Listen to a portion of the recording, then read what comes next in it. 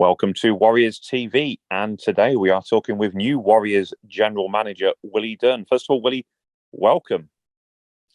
Thanks very much, Adam. Thanks for having us on. I'm sure it'll be the first of many interviews over the next year or years to come.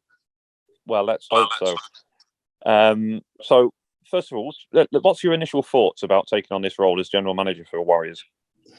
Yeah, it's going to be an interesting one for me and for Tony, obviously, as well as being the coach. But I've known Paul. I've worked with him, obviously, with the Racers playing the Warriors over the year. I've always loved coming down to Whitley Bay as a fan. I think I said that in the press release the other day there. I've spent many an hour in the bar as a fan and enjoying the company of Whitley fans. It's a passionate place to come.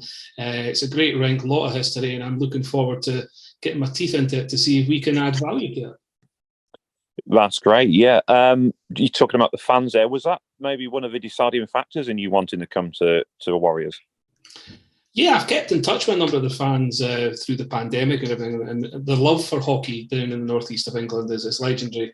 You know, you obviously got the Whitley Warriors, you had the Durham Wasps back in the day as well, and it's a passionate fan base that want success, and hopefully, and that's on and off the ice success, and hopefully we can add value to great foundations that have been here with both David and Paul over the years, and hopefully we can take it forward to the next level. Yeah, absolutely. As general manager, is there any initial sort of ideas that you may have in terms of introducing?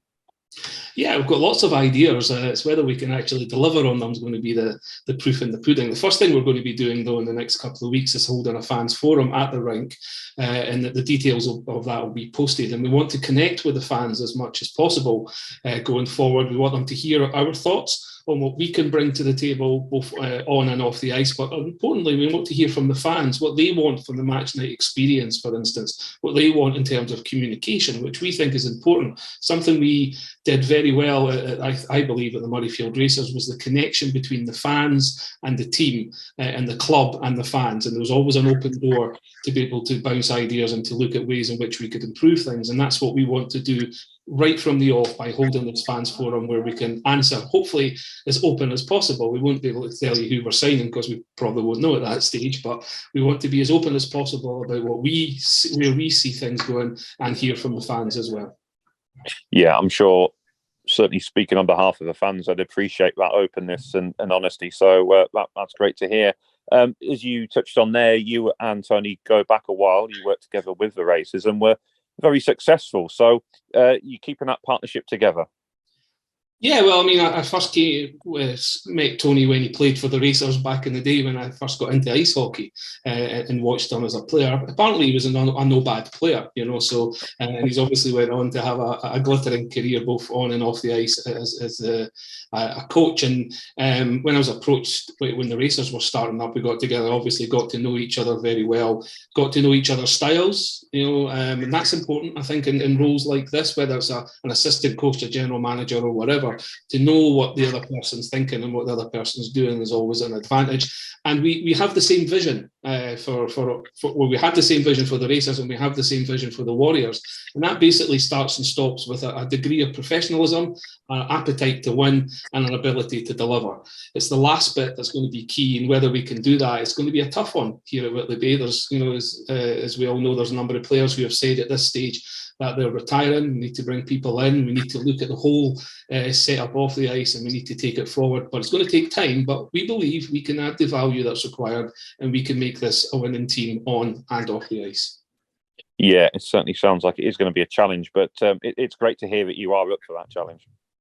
Yeah, well, we have to be. We know that the enormity of what's happening. It's one of those transition periods that every organisation, whether it's a government or a sports organisation, goes through every decade or so, and it is a transition period. But we believe that we can help make that transition as short as possible, and we can look at clubs round about us, and Solway is the standard within this league. That's the level we want to be at, and even beyond that. So the hard work starts now, and hopefully it'll pay dividends in the medium term, and we might get lucky. It might happen in the short term, but we're realistic that it's going to be tough this year, but we'll take the club forward. Yeah, and that's great to hear as well. Prior to the pandemic and the lockdown, of course, you were successful and won a cup with the Racers at the Warriors' expense. So some happy memories, of course, in terms of that, and I'm sure something you'd love to replicate with the Warriors in the years to come. Yeah, I don't know if I was able to mention that or not. I was in the stands with the fans and right behind Callum Boyd when the puck dropped him in front of the goal, and it was one of the best feelings I've ever had because of being involved with the team, knowing the players, knowing the fans, knowing what we've went through to get there. It was an amazing night. But that's what sport does. Sport can lift you to a different level more than most things in life. And when you get that moment of winning, you want it again. And I think that's what I want to bring to the rink, and that's what Tony wants to bring to Whitley Bay, is that winning feeling as much as we can, as often as we can. Yeah, it was certainly a dramatic night, and I think the winner on the night was hockey in general. I think it was such an end-to-end game and clash over that weekend. A final message perhaps to the fans, Willie?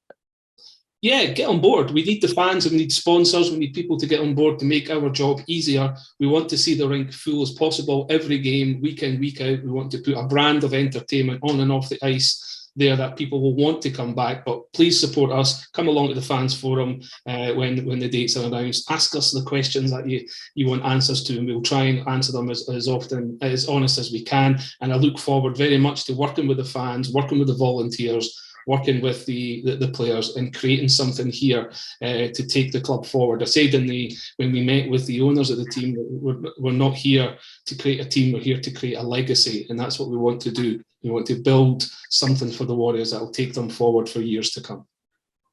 Well, it's the dawn of a new era for the Whitley Warriors, and welcome, Willie. Welcome to the club. Thanks very much, Adam.